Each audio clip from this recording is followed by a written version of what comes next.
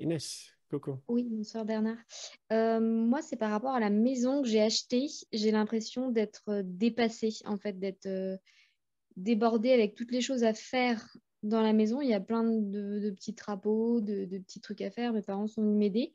Et j'ai l'impression que ça m'épuise, que je vois tout ce qui reste à faire et je ne prends pas la mesure de tout ce qu'on a déjà fait et que c'est vraiment un épuisement, en fait, à ce niveau-là. Et je me dis, les objets que je regarde, ou la cuisine, ou n'importe quelle zone, me paraît comme des choses encore à faire, comme si ce sera jamais terminé. Enfin voilà, que je peux pas me dire, Mhm. bah voilà, maintenant c'est bien, c'est comme ça, on verra demain. Comme si tout s'accumulait dans ma tête de tout ce qu'il y a à faire et que ça me dépasse et m'épuise. Et je comprends bien le principe, mais j'arrive pas OK. à accepter que ça va prendre du temps et comme s'il y avait une urgence en fait à ce que tout soit fait maintenant OK. et que ça me permet pas de me Restons avec poser. ça. Ouais. Tout d'abord, il y a deux genres d'urgence. Il y a une urgence matérielle. Il y a un trou dans le toit, il faut le réparer. Il y a urgence. Est-ce qu'il y a ce genre d'urgence chez toi? Non, pas vraiment. Il y a deux, trois tuiles, mais c'est pas, je dirais pas que c'est des urgences. D'accord. Il n'y a pas de grosses fuites qui inondent la maison. Donc, Non, je dirais que l'urgence, alors, c'est plus psychologique que matériel. c'est ça. C'est-à-dire que c'est ton rapport avec ces travaux qui te gêne. Ce n'est pas les travaux eux-mêmes. C'est-à-dire, Euh, un exemple, je ne sais pas, une porte qui est bancale. Euh, la porte n'exige pas d'être réparée demain. La porte est très tranquille telle qu'elle est. Alors, je dirais que la plupart des objets dans votre maison sont vraiment très tranquilles telles qu'elles sont. La seule personne qui les juge, c'est toi. La seule personne qui est stressée, c'est toi, probablement. Pourquoi? Parce que tu arrives dans la maison et tu juges ça, ça et ça devrait pas être comme ça et ça. Ben, on peut dire oui, esthétiquement et matériellement, pratiquement, ça sera peut-être plus sympa si c'était autrement. Mais est-ce qu'on peut dire que c'est vraiment mauvais et mal le fait que c'est comme ça? Est-ce que ces objets se plaignent d'être comme ça ou est-ce que la maison est peut-être euh, assez contente dans un sens d'être telle qu'elle est? Peut-être ça semble loufoque, ce que j'ai dit, mais en fait, j'ai pas mal d'expérience avec le bâtiment. J'étais 15 ans artisan dans le bâtiment. J'ai fait ma Mhm. propre maison il y a 22 ans. J'ai tout fait et maintenant, je récupère toutes les erreurs et tout ce qui s'écroule autour de moi. Ça nécessite, c'est une leçon fabuleuse de patience, de détachement et de joie et de voir que tout se fait dans son temps. Et Mhm. même si ça ne se fait pas, qu'est-ce que ça va te changer dans ta vie vraiment sur ton parcours vers l'amour de Dieu? Qu'est-ce que ça va changer si, en claquant les doigts, ta maison était finie, terminée demain? Mhm. Impec. OK, d'accord. Mais qu'est-ce qu'on aurait appris? Euh, Peut-être tu as beaucoup plus à apprendre à aimer ce processus et délecter le fait que ça va prendre du temps. Ça va te demander de puiser vraiment en toi pour aimer ta maison telle que Dieu aime ta maison telle qu'elle est. Mhm. Dieu n'est pas dérangé par ta maison.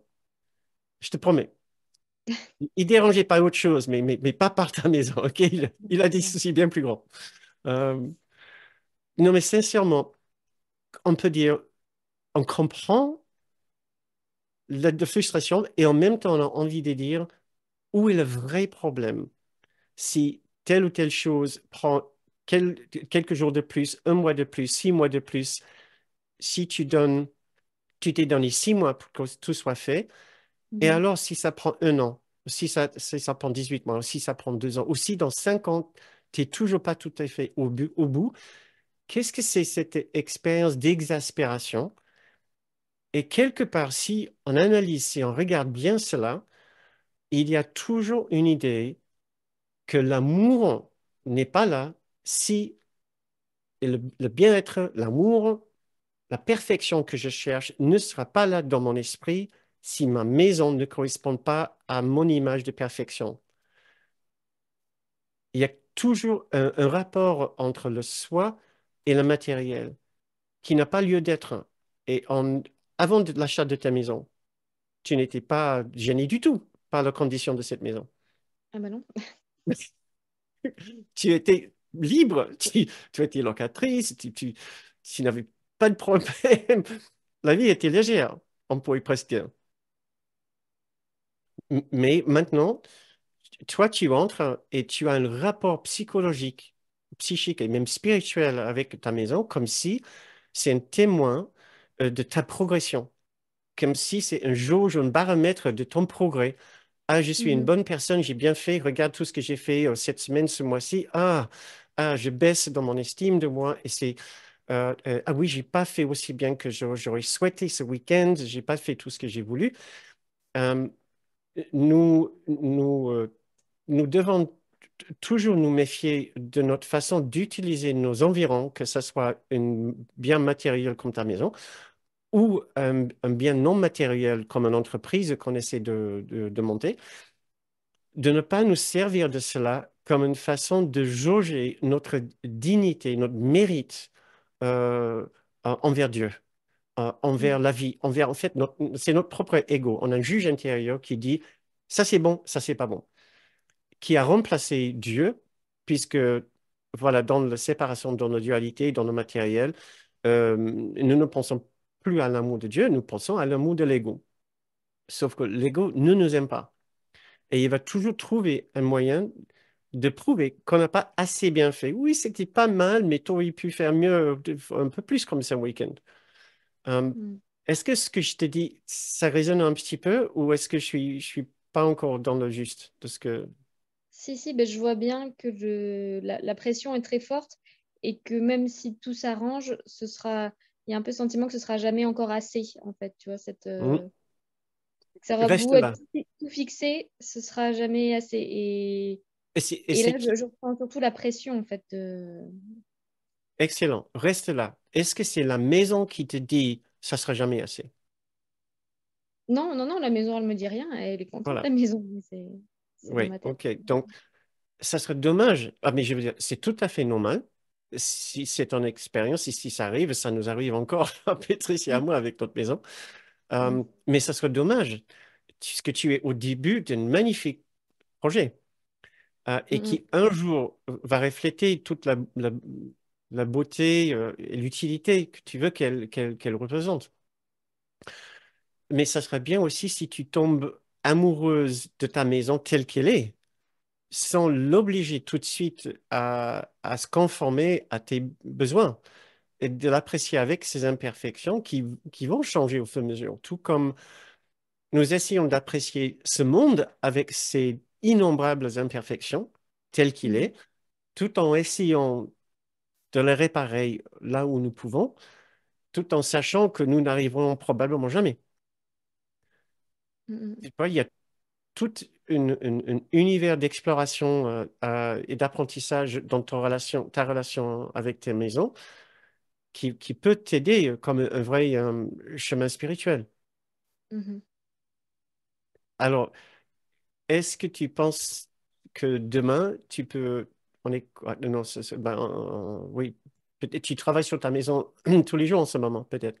Oui, oui, oui, je me réveille super tôt, je dors plus bien, enfin, je sais pas, ça me fait beaucoup, en fait. Je n'avais pas l'habitude de ça, c'est ma première maison, et ouais, waouh, OK. Il va c'est falloir beaucoup. doser Il va et falloir te doser. détendre. Et je ne sais pas, il y a peut-être d'autres personnes ici qui ont bien de l'expérience, mais j'ai payé cher parce que je me suis provoqué une hyperthyroïdie en faisant cette maison et j'ai bien appris.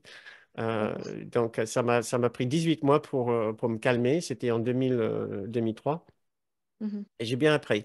Rien ne vaut ce genre de stress. Rien. Ça sera fait ou ça sera pas fait et c'est pareil. Et c'est pas mm, grave. Rien est plus important que l'amour et la paix dans ton cœur. Et ta maison va refléter cet amour et cette paix si tu arrives à pardonner la maison et te pardonner. Euh, mm, et donc, dors bien ce soir. On te mm, souhaite un bon sommeil, euh, sachant que ta maison t'attendra très tranquillement. Euh, mhm, Elle ne te presse pas. On n'est pas pressé. Rien n'est pressé.